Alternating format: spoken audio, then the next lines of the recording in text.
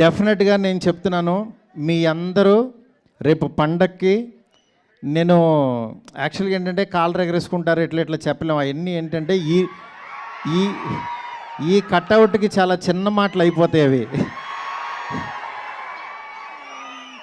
ఎందుకంటే ఆయన అంటే మీ మీ మనసుల్లోంచి ఆయన ఎలా వచ్చారో కానీ రెబల్ గాడ్ అని, రెబల్ వుడ్ అని.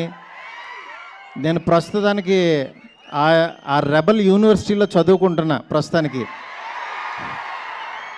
నన్ను 2 years బ్యాక్ ఆయన యూనివర్సిటీలోకి జాయిన్ చేసుకున్నారు. నేనేదో చిన్న కాలేజీలో ఎక్కడో చదువుకునేవాడిని. లేదురా నీకు టాలెంట్ ఉంది, రా నా యూనివర్సిటీకి అన్నాడు ఆయన. ఆ యూనివర్సిటీలో నాకు అర్హత ఉందో లేదో నాకు తెలీదు. వెళ్ళిన తర్వాత మాత్రం ఆయన అర్థం చేసుకుని ఆయన ఫోటో జేబులో పెట్టుకుని పనిచేశా.